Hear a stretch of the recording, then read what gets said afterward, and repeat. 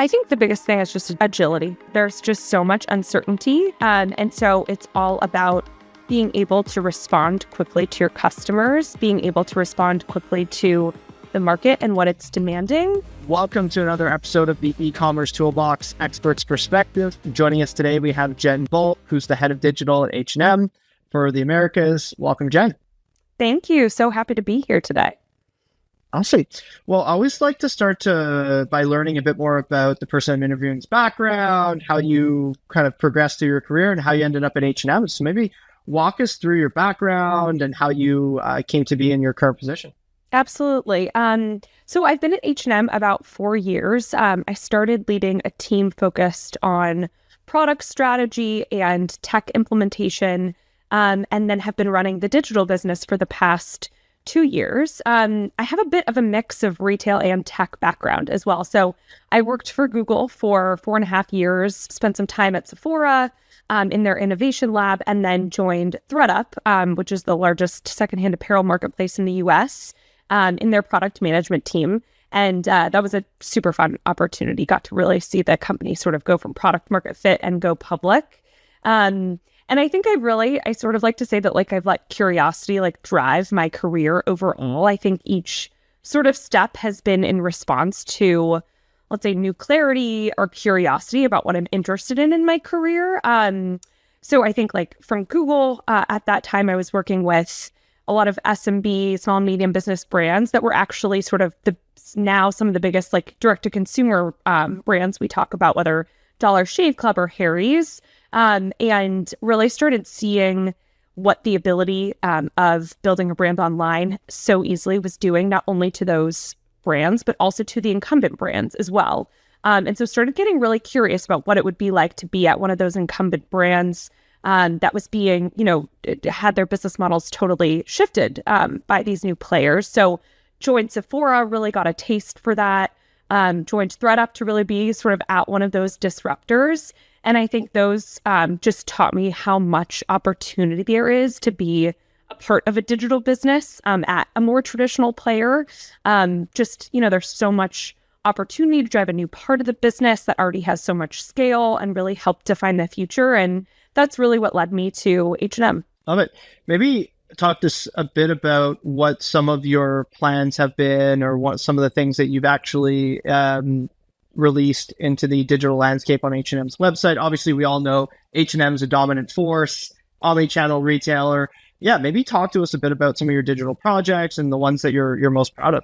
Yeah, absolutely. I think the biggest one over the last year has been that we relaunched our entire site in August of 2024, which was so exciting to be a part of, because it was also sort of at the exact same time as our amazing fall collection launched. We did a huge collaboration with Charlie XCX. We had a ton of fun brand events. And so it was really all of this coming together. And I think what the site relaunch was really focused on was the ability to sort of tell our brand story through the digital experience and really elevate our product and our fashion through the digital experience as well. And I think we've done some really fun things to also leverage some of our in-person events to really create this unique omnichannel experience. So that has definitely been sort of the biggest thing I've worked on at H&M, and certainly in the last year as well. That's awesome. What are some of the lessons kind of going through that? Was this replatforming? Was it more of a technical project, or was it more of a business where you wanted to just change the experience, therefore you had to change the underlying technology? Yeah, a bit of a mix, some replatforming, but really focused honestly on the overall experience, new features, and I would say new or more prioritization of features that really tell the brand story and inspire the customers. I think that's what was really unique about this relaunch for me. Obviously, digital is always going to be a conversion driving channel. That goes without saying. But what we were really focused on was how we could push the limit of the digital experience and have it not only be conversion driving, but also be a place where we could tell our brand story, where we could inspire our customers. And so some of the ways we've focused on new features and some of the emphasis we've put on different parts of the site has really sort of spoken to that. Some examples, we've invested a ton in our imagery. really see that as a super important place to show our styling, our fashion editorial. But then beyond that, ensure that that imagery, when it sort of shows up on site, is also extremely shoppable. That it sort of lets customers dig deeper into the assortment, get inspired by the overall outfit, not just the product, and then dig deeper and ultimately convert. And so I think that's been a super sort of unique point of view in this overall relaunch that we've been undergoing. That's really cool. Was there any trends that you were inspired by that kind of enabled you to then make some of these UI UX decisions when you went to actually design the website out with your team? Yeah, I think two of the biggest things that drove some of our focus, one was just a really interesting insight we started having. And I'm sure when I say it, it's one of those things where you realize that's exactly how you shop. But one thing was we started seeing, obviously, that the marketing funnel is it's completely tipped on its head over the last few years, especially with an emphasis on influencer marketing. And so it's not anymore that we have customers who we can predict they come in through the start page, they browse, they go to a PDP and they convert. That just is no longer the customer journey. The customer journey is all over the place. And what we were seeing was actually that a ton of traffic was landing directly on product detail pages.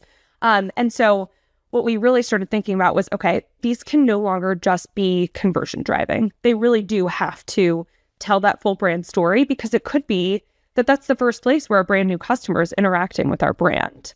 And so what that led to was, obviously we need to balance the conversion pieces, more information about the product, what's going to get you to that next step, sizing, etc. But also, what are some unique things we could do to make this a place where we communicate who we are and we get you excited about the overall assortment as well. And so one example is, I mentioned our imagery already, but we've been testing moving imagery on product detail pages, some video as well. That's not just about sort of how the product sort of lays in the model, but is a lot more about contextualizing the product, the styling, the outfit, where are you when you're wearing this, etc. And then the other piece is really focus on recommendations and the ability to shop every single product that's in that image on a particular product detail page as well. So a lot of focus there. And then the other insight that I think really drove part of our strategy was just around how customers are experiencing us across so many different platforms. We have no control over it. We have to be on those platforms. We have to be authentic to those platforms, but they also expect quite a seamless and consistent sort of brand experience no matter where they are. So we were really responding to sort of that changing customer demand as well. And one of the places where we've put some emphasis on really leveraging this trend is on this destination on our site that we call the Studio. It's really aimed at our target customer, that fashion aspirer. She loves shopping. She loves discovering new, unique product. And so we built this destination where basically we have the opportunity to brand storytell a little bit more creatively. We've been able to work with some of the influencers and top talent that we do on sort of a more social marketing level, more with live events, and really bring that into our digital experience. So for example, we work a ton with Amelia Gray. She hosted an amazing event with us in Soho in the fall. And what we did was we then did a curation by Amelia and then featured her on the Studio. And as I've sort of said previously, it was sort of this blend of inspiration, curated product, but then extremely shoppable. Every single image you could click on and see every single product that she is wearing and why that she had picked that particular product. And so it's really sort of incorporating this similar sentiment of influencer marketing into our site as well. And again, trying to make that brand storytelling really consistent no matter the platform the customer is interacting with us on. I love it. Out of curiosity, are you seeing LLMs or ChatGPT be a new way that customers are discovering your website in the first place? Is that something that you folks have thought about or looked at? It's such a good question. I mean, certainly that is happening for sure. It's not necessarily something we're leaning into to start off with and responding to, but certainly expect to in the future. That's awesome. And as you folks have relaunched your website, you mentioned obviously there's a bunch of different ways that people are finding you today. How have you seen, whether through your analytics, how your customers actually are behaving or how their behavior has changed since the relaunch? Yeah, I think one of the most exciting things has been sort of the incorporation of our omnichannel strategy in this overall relaunch. And so, as I mentioned, the relaunch was sort of part of our fall collection, our collaboration with Charli XCX, a bunch of events globally really highlighting our collection, etc. And so I think what's been really interesting is sort of doing all of this and having this huge focus at the same time has led us to see where we can push our omnichannel customer experience so that it's now we're not just focusing on a sort of the backbone and convenience features. It's very much how do we utilize all of our channels to create the best customer experience overall. And so the analytics that we've seen is really sort of how much we can drive that customer, that omnichannel customer by engaging in all of these different elements sort of at the same time, but then also bringing different parts of the experience together. So I mentioned the studio previously, just as an example of how we sort of tied our omnichannel experience together. We had an amazing event at London Fashion Week where Charli XCX, effectively threw a big concert with a ton of H&M customers and colleagues and influencers we work with.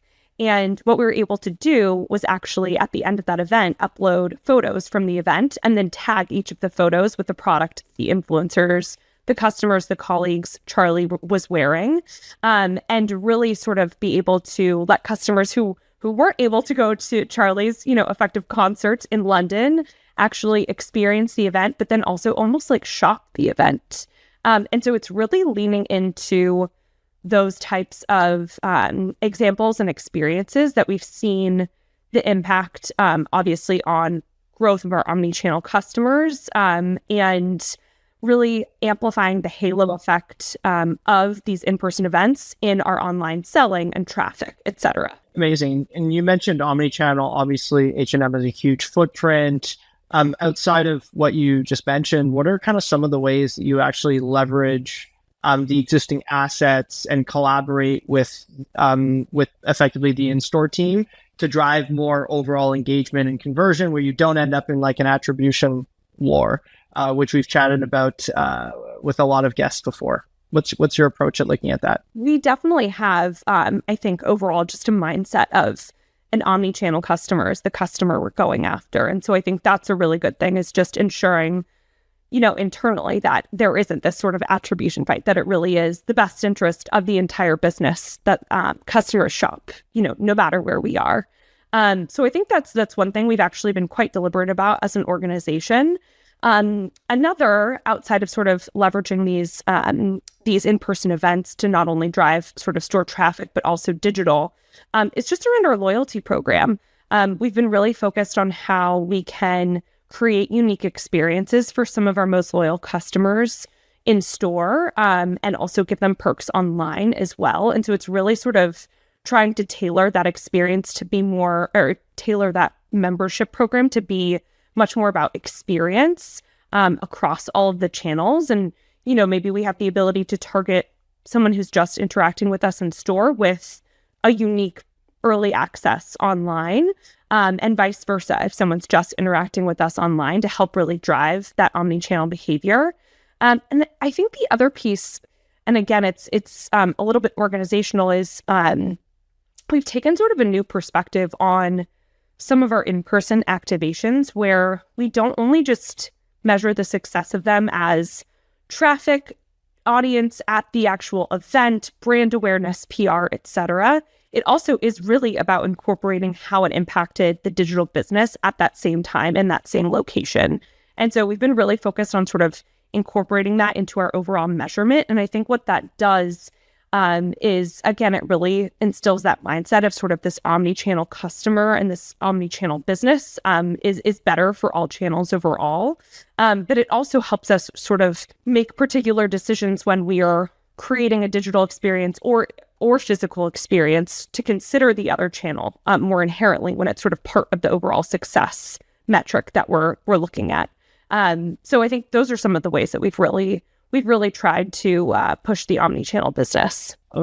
I talk a lot about this on the podcast. Consumer demands and expectations are at all-time high.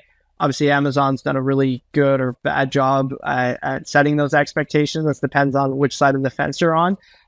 What are some of the most surprising customer demands that you've seen that you've had to adjust for? Yeah, I think one of the biggest ones I've sort of mentioned is this expectation that a customer can interact with the brand in a very consistent way, no matter the platform they're on.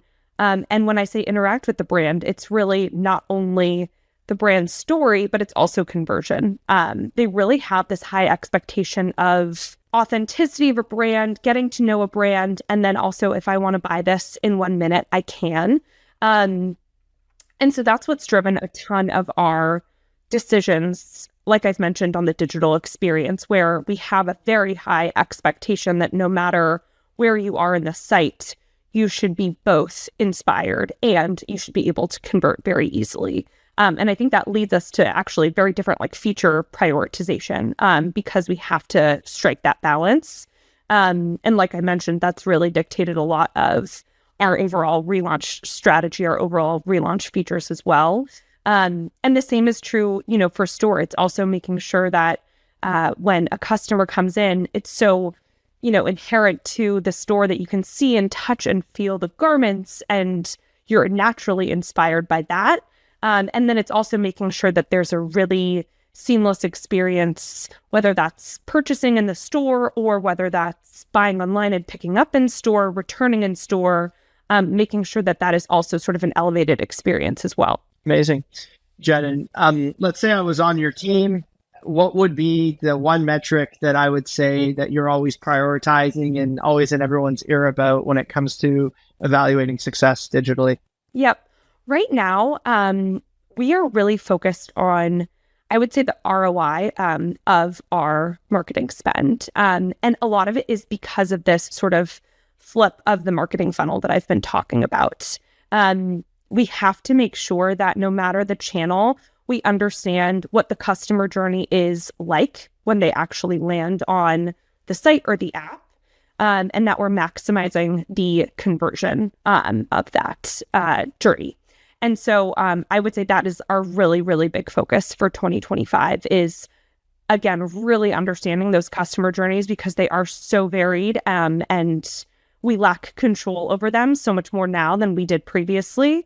And then how do we make sure we're really driving them to become a customer and come back to us in the long run as well? Love it. And as we like to wrap up, Jenn, maybe talk to us a bit about, in a sentence or two, how do you foresee 2025 playing out from a digital standpoint? It's interesting you say that you're investing in a lot more in-person ads. That's kind of something that I've seen with our client base and even within our own business. But yeah, I'm curious if there's anything else that kind of comes top of mind with that question.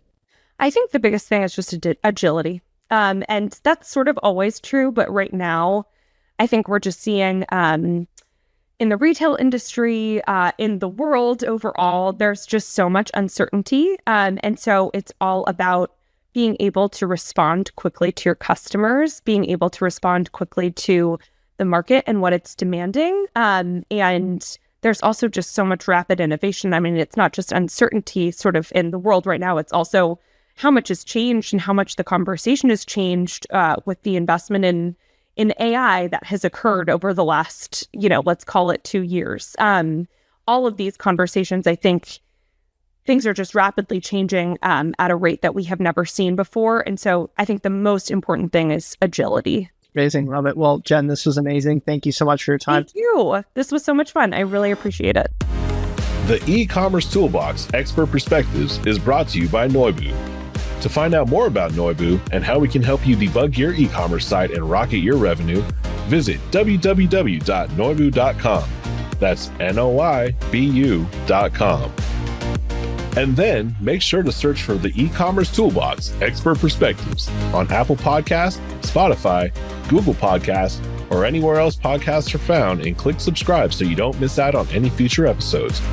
On behalf of the team here at Noibu, thanks for listening.